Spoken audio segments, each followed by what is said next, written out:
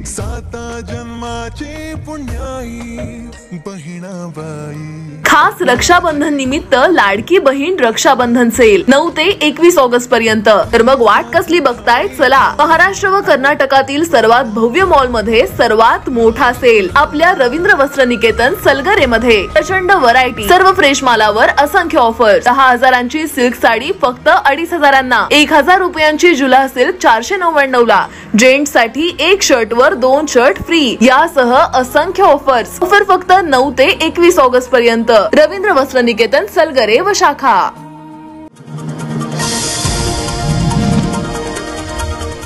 मुख्यमंत्री लाडकी बहीण योजनेसाठी जिल्ह्यात 4,45,647 अर्ज मंजूर झाले। जिल्ह्यासाठी लाडकी बहिणीसाठी 134 कोटी रुपयांचा पहिला हप्ता मिळणार आहे। महिलांच्या बँक खात्यावर 17 ऑगस्ट रोजी 3,000 रुपये जमा होणार असल्याची माहिती पालकमंत्री डॉक्टर सुरेश खाडे यांनी दिली आहे।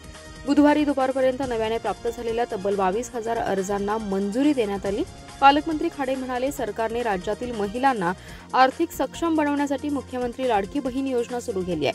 लाडकी बहीणसाठी जिल्ह्यात आतापर्यंत 4,59,792 अर्ज प्राप्त झाले। त्यापैकी 4,23,440 अर्जांना यापूर्वीच मंजुरी दिली आहे। 14 ऑगस्ट रोजी दुपारी 2 वाजेपर्यंत प्रशासनाकडे आलेल्या 22,072 अर्जांनाही मंजुरी देण्यात आली। आतापर्यंत 4,45,647 अर्जांना मंजुरी मिळाली असून हे प्रमाण 97% इतकं आहे। 1,483 महिलांचे अर्ज अपात्र ठरलेत।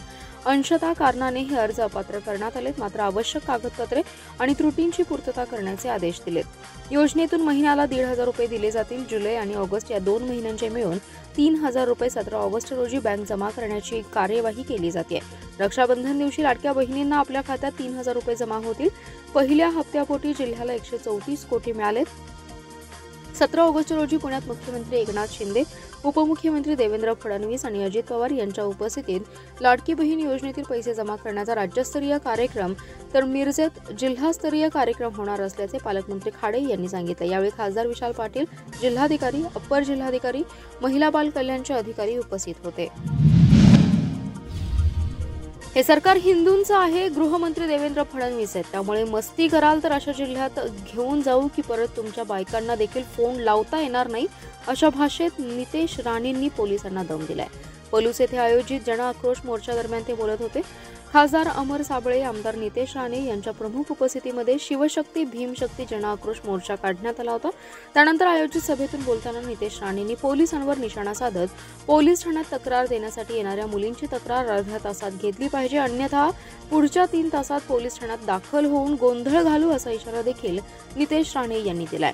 यावेळी बोलताना राणे म्हणाले, आपल्या देशातील हिंदूंच्या विरोधात लव जिहाद हे खूप मोठं षडयंत्र आहे।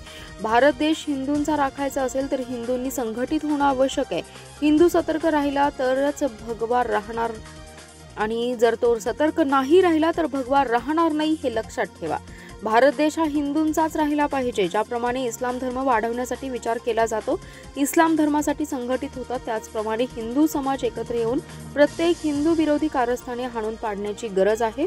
लव जिहाद आणि वक्फ बोर्ड हे षडयंत्र आहे। हा कायदा कोणत्याही परिस्थितीत रद्द झाला पाहिजे। केंद्रातील भाजपा सरकारकडून लवकरच वक्फ बोर्डाबाबत हिंदूंना गोड बातमी मिळेल असंही ते म्हणाले। विश्रामबाग परिसरात असणाऱ्या कुंभारमळा येथे कुटुंबामध्ये वारंवार वाद होण्यास कारणीभूत असण्याच्या संशयावरून एका वृद्धेचा एडक्याने वार करून निर्घृण खून केल्याची घटना घडली आहे। सदरची घटना ही आज सकाळी 11:15 वाजण्याच्या सुमारास घडली। अक्काताई नागाप्पा उमरे असं मयत वृद्धीचे नाव आहे। या प्रकरणी संशयित हल्लेखोर रोहित सतीश लठ्ठे याला विश्रामबाग पोलिसांनी ताब्यात घेतले असून त्याच्याकडून गुन्ह्यात वापरलेला एडका हस्तगत करण्यात आलाय। याबाबत मल्लिकार्जुन नागाप्पा उमरे यांनी विश्रामबाग पोलीस ठाण्यात फिर्याद दिली आहे। मल्लिकार्जुन उमरे हा मयत अक्काताई यांचा मुलगा आहे। तो कुटुंबासह मिरजेत राहतो, तर त्यांची आई मृत अक्काताई या कुंभारमळा परिसरात भाड्याने राहण्यास होत्या। शेजारी त्यांचा जवळचा नातेवाईक संशयित हल्लेखोर रोहित लठ्ठे राहण्यास आहे। अक्काताई आणि रोहित लठ्ठे यांच्यात काही महिन्यांपासून किरकोळ कारणावरून वारंवार वाद होत होते। अक्काताई यांच्यामुळे कुटुंबातील वातावरण तणावपूर्ण होत असून त्यांना तातडीने इथून घेऊन जावं असं संशयित रोहित लठ्ठे यांनी मल्लिकार्जुन यांचा भाचा विजय पाटील यास काही दिवसांपूर्वी फोनवरून सांगितलं होतं। दरम्यान सकाळी 11:30 वाजण्याच्या सुमारास पुन्हा अक्काताई आणि रोहित लठ्ठे यांच्यात वाद झाला। त्यातूनच चिडून रोहित यांनी अक्काताई यांच्यावर एडक्याने एका पाठोपाठ एक वार केले। कपाळ, तोंड आणि हातावर वर्मी घाव बसल्याने रक्तस्राव होऊन अक्काताई खाली पडल्या। परिसरातील नागरिकांनी त्यांना तातडीने शासकीय रुग्णालयात दाखल केलं, मात्र तेथील वैद्यकीय अधिकाऱ्यांनी त्यांचा मृत्यू झाल्याचं सांगितलं। घटनेची माहिती मिळताच विश्रामबाग पोलिसांच्या पथकाने घटनास्थळी धाव घेत संशयित रोहित लठ्ठे या ताब्यात घेतलं। सांगली मिरज व कुपवाड महापालिकेकडून स्वातंत्र्य दिनाच्या पूर्व दिवशी सर्व वाहनांची तिरंगा वाहन रॅली काढण्यात आली आहे। महापालिका आयुक्त शुभम गुप्ता यांच्या हस्ते आणि उपायुक्त वैभव साबळे यांच्या उपस्थितीत निशाणा दाखवत तिरंगा वाहन रॅली सुरुवात करण्यात आली। या तिरंगा वाहन रॅलीमध्ये महापालिकेकडे असणाऱ्या सर्व प्रकारच्या वाहनांचा सहभाग करण्यात आला होता। सांगलीतील डॉक्टर बाबासाहेब आंबेडकर क्रीडांगणेतून ही तिरंगा वाहन रॅली विश्रामबाग पर्यंत नेण्यात आली। यावेळी सहाय्यक आयुक्त विद्या घुगे, अनिस मुल्ला, सचिन सागावकर, आरोग्य अधिकारी डॉक्टर रवींद्र ताटे, अग्निशामक अधिकारी सुनील माळी, उद्यान अधीक्षक वैभव वाघमारे, कार्यशाळा विभाग प्रमुख तेजस शहा, विनायक जाधव, वरिष्ठ स्वच्छता निरीक्षक युनुस वारगेर, अनिल पाटील, याकूब मद्रासी यांच्यासह महापालिका अधिकारी कर्मचारी उपस्थित होते। या तिरंगा वाहन रॅलीसाठी महापालिकेची सर्व वाहने तिरंगा थीमने सजवण्यात आली होती। त्यानंतर प्रभाग 3 मधील वाहनांनी कुपवाड तर प्रभाग 4 मधील वाहनांनी मिरजेतून वाहन रॅली काढत स्वातंत्र्य दिनाचा आनंद व्यक्त केला। इस्लामपूर येथील प्रकाश मेडिकल कॉलेज अँड रिसर्च सेंटरमध्ये कोलकाता येथे एका निवासी डॉक्टरवर अत्याचार करून हत्या करणाऱ्या नराधमांवर कठोरात कठोर शिक्षा करावी, त्याचबरोबर डॉक्टरांवर होणारे हल्ले पाहता डॉक्टरांच्या सुरक्षिततेसाठी उपाययोजना कराव्यात, या घटनेच्या निषेधार्थ कॅन्डल मार्च काढण्यात आलाय। वैद्यकीय महाविद्यालयांमध्ये केवळ वैद्यकीय शिक्षणच नव्हे, त्यासोबत रुग्णसेवाही दिली जाते। अपघात, विविध शस्त्रक्रिया, प्रसूत्या यांसह बाल रुग्ण विभागात मोठ्या संख्येने रुग्ण दाखल होऊन उपचार घेतात। वैद्यकीय महाविद्यालयातील आरोग्य सेवेचा कणा म्हणून निवासी डॉक्टरांकडे पाहिलं जातं। मागील काही वर्षांपासून निवासी डॉक्टरांवर हल्ले होण्याचे प्रमाण वाढले। डॉक्टरांना संरक्षण देण्याची मागणी वारंवार करूनही निवासी डॉक्टरांवर होणाऱ्या हल्ल्यांचं प्रमाण थांबत नाही। नुकतेच कोलकाता येथे आरजी कार मेडिकल कॉलेजमधील निवासी डॉक्टरवर अत्याचार करून हत्या केल्याची निंदनीय घटना घडली आहे। या घटनेनंतर निवासी डॉक्टरांमध्ये तीव्र संतापाची लाट निर्माण झाली आहे। घटनेच्या निषेधार्थ इस्लामपूर येथील प्रकाश मेडिकल कॉलेज अँड रिसर्च सेंटरमध्ये मंगळवारी संध्याकाळी कॅन्डल मार्च काढून घटनेचा निषेध केलाय। प्रकाश मेडिकल कॉलेज अँड रिसर्च सेंटरच्या प्राचार्या डॉक्टर रोहिणी करंबळेकर म्हणाल्या, आरोपी विरोधात जलद गतीने न्यायालयात प्रकरण चालवावं यासाठी समिती स्थापन करून पारदर्शकपणे काम करत कठोरात कठोर शिक्षा द्यावी। याशिवाय सेंट्रल हेल्थ केअर प्रोटेक्शन ॲक्टची अंमलबजावणी वाढवण्यासाठी तज्ज्ञ समितीची स्थापना करावी। आरोग्य सेवा कामगारांच्या चांगल्या सुरक्षेसाठी पूर्ण कार्यात्मक सुसज्ज सीसीटीव्ही आणि रक्षकांसह सुरक्षा उपाययोजना करावी, अशी मागणी त्यांनी यावेळी केली आहे। आमदार विश्वजित कदम हे विधिमंडळात मतदारसंघातील विविध प्रश्न मांडत आहेत। या मतदारसंघातील सर्वांनी एकत्र येऊन त्यांना साथ दिली पाहिजे, असे प्रतिपादन खासदार विशाल पाटील यांनी केले। कुंडल येथील आयोजित कार्यक्रमात ते बोलत होते। आमदार विश्वजित कदम म्हणाले, सहकार खाते चालवत असताना चांगल्या आर्थिक पतसंस्थांना बळ आणि ताकद देण्याची आवश्यकता असल्याचं मत त्यांनी व्यक्त केलं।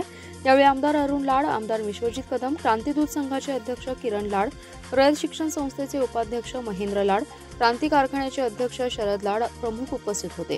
कार्यक्रमात सर्वपक्षीय खास करून काँग्रेस आणि राष्ट्रवादीच्या नेत्यांची उपस्थिती होती। त्यामुळे विशाल पाटील यांनी माजी मंत्री विश्वजित कदम यांची आगामी विधानसभेची वाट सुखकर करण्यासाठी एकत्र येण्याचं वक्तव्य केल्याचं बोललं जाते। या कार्यक्रमाच्या निमित्ताने खासदार विशाल पाटील, महेंद्र लाड, किरण लाड आणि आमदार विश्वजित कदम यांच्यातील अराजकीय जुगलबंदी चर्चेचा विषय ठरले। स्वागत आणि प्रास्ताविक संस्थापक अध्यक्ष अनिल लाड यांनी केलं। या कार्यक्रमाचं सूत्रसंचालन श्रीकांत माने आणि सारंग माने यांनी केले, तर आभार महारुद्र जंगम यांनी मानलेत। प्रधानमंत्री ग्राम सडक योजना आणि मुख्यमंत्री ग्राम सडक योजना या दोन योजनेच्या माध्यमातून सांगलीसह महाराष्ट्रातील काही जिल्ह्यांमध्ये पॅकेज टेंडर प्रक्रिया सुरू केली। या टेंडरद्वारे 198,47,00,000 कामांची निविदा काढण्यात आली। सदर टेंडरमधील कामे ही शेतकऱ्यांसाठी तोट्याची आहेत, तसेच बेकायदेशीर टेंडर प्रक्रिया राबवण्यात येत असल्याने ही प्रक्रिया रद्द करून सर्व कामांची तात्काळ 8 दिवसात वरिष्ठ अधिकाऱ्यांमार्फत सखोल चौकशी करावी, अन्यथा मुंबई उच्च न्यायालयात जनहित याचिका दाखल करण्याचा इशारा एमआयएम पक्षाच्या वतीने देण्यात आलाय। याबाबतचे निवेदन जिल्हाध्यक्ष महेश कुमार कांबळे यांच्या शिष्टमंडळाने जिल्हाधिकाऱ्यांना दिले।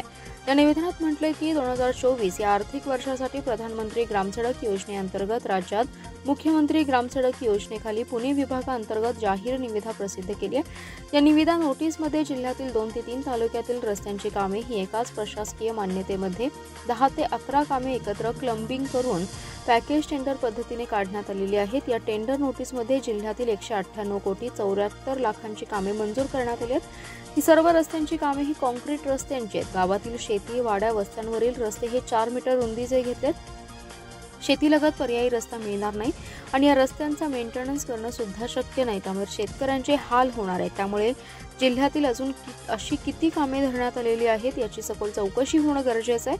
जिल्ह्यातील या टेंडरप्रमाणेच महाराष्ट्रातील इतर सर्व जिल्ह्यांमध्ये असाच प्रकार घडला असल्याची शक्यता आहे। त्यामुळे सन 2024 ते 25 या चालू वर्षातील या प्रकारे पॅकेज टेंडर पद्धतीने जी कामे क्लंबिंग कडून शासन स्तरावरून ग्रामसडक मंत्री यांच्या माध्यमातून काढलेली आहेत, या सर्व कामांची तात्काळ 8 दिवसात वरिष्ठ अधिकाऱ्यांमार्फत सखोल चौकशी करून सर्व पॅकेज टेंडर प्रसिद्ध केलेली कामे रद्द करावीत। येत्या 15 दिवसाच्या आत कारवाई केली नाही तर 16व्या दिवशी मुंबई उच्च न्यायालयात जनहित याचिका दाखल करण्याचा इशारा डॉ. कांबळे यांनी दिला आहे। कृष्णा नदीपात्रात पाय घसरून पडलेल्या व्यक्तीचा मृतदेह शोधण्यात स्पेशल रेस्क्यू फोर्सला यश आले। चंद्रशेखर व्यंकप्पा चिकोडे असं मृत व्यक्तीचं नाव आहे। सदरची घटना ही मंगळवारी दुपारी 2 वाजण्याच्या सुमारास घडली होती। मृतदेह पात्राबाहेर काढून शवविच्छेदनासाठी सांगलीतील शासकीय रुग्णालयात पाठवण्यात आलाय। या घटनेची नोंद सांगली शहर पोलीस ठाण्यात झाली आहे। शहरातील खंडबाग येथील कोठावळे गल्ली येथे मृत चंद्रशेखर चिकोडे हे राहत होते। मंगळवारी दुपारी 2 वाजण्याच्या सुमारास कृष्णा नदीवरील बोट क्लबच्या घाटावर ते गेले होते। यावेळी अज्ञात व्यक्ती पाय घसरून पाण्यात बुडाल्याची माहिती सांगलीतील स्पेशल रेस्क्यू फोर्सला पथकाला मिळाली। यानंतर सांगली शहर पोलीस ठाण्याच्या कर्मचाऱ्यांनी रेस्क्यू फोर्सच्या मदतीने त्या व्यक्तीला शोधण्यासाठी रात्री उशिरापर्यंत शोध मोहीम सुरू केली, मात्र या व्यक्तीचा शोध लागला नाही। रात्र झाल्यामुळे शोध मोहीम थांबवली। यानंतर पुन्हा आज बुधवार दिनांक 14 ऑगस्ट रोजी सकाळी रेस्क्यू फोर्सने शोध मोहीम राबवली असता सायंकाळी 5 वाजता एक मृतदेह मिळाला। त्यांचे नातेवाईक त्या ठिकाणी आल्याने सदरचा मृतदेह चंद्रशेखर चिकोडे यांचा असल्याचं उघड झालं। यानंतर याची माहिती सांगली शहर पोलिसांना देण्यात आली। स्पेशल रेस्क्यू फोर्सच्या कैलास वडर, महेश गव्हाणे, रशीद मुल्ला, स्वप्नील धुमाळ, अमीर नदाफ, सचिन माळी, आकाश कोला, प्रजत पाटील यांनी मृतदेह नदी पात्राबाहेर काढून शासकीय रुग्णालयामध्ये पाठवला आहे। कोरोना आणि महापुरामुळे हॉटेल व्यावसायिक आर्थिक संकटात आहेत। आता अन्न व औषध प्रशासनाकडून त्यांना विनाकारण त्रास दिला जातोय, हे थांबवावं अशी मागणी सांगली जिल्हा मध्यवर्ती बँकेच्या उपाध्यक्षा जयश्रीताई पाटील यांनी पालकमंत्री सुरेश खाडे यांनी सहाय्यक आयुक्तांकडे केली आहे। गेल्या काही दिवसांपासून अन्न व औषध प्रशासनाकडून सांगली आणि मिरजेतील हॉटेल व्यावसायिकांना स्वच्छता आणि सोयीचा अभाव असल्याच्या कारणावरून नोटीस पाठवण्यात येत आहेत। त्यानंतर वैतागलेल्या हॉटेल व्यावसायिकांनी जयश्रीताई पाटील यांची भेट घेतली आणि वारंवार होणाऱ्या त्रासाबद्दल तक्रारी मांडल्या। अगोदर कोरोना आणि महापुरामुळे हॉटेल व्यावसायिक आर्थिक संकटात आहेत, त्यामध्ये शासकीय यंत्रणा विनाकारण त्रास देत असल्याची तक्रार त्यांनी मांडली आहे। यावेळी जयश्रीताई पाटील यांनी पालकमंत्री सुरेश खाडे आणि सहाय्यक आयुक्तांची फोनवरून चर्चा केली। हॉटेल व्यावसायिकांच्या आर्थिक घुसमटीची माहिती देऊन वारंवार होणारा त्रास थांबवावा अशी विनंती केली। यावर पालकमंत्री आणि सहाय्यक आयुक्त यांनी भविष्यात हॉटेल व्यावसायिकांना कोणताही त्रास होणार नाही असं आश्वासन दिलं। जयश्रीताई पाटील यांनी आपल्या त्रासाबद्दल शासकीय यंत्रणा आणि पालकमंत्र्यांशी चर्चा केल्याबद्दल खाद्यपेय विक्रेता चालक मालक संघाच्या वतीने आभार मानण्यात आले।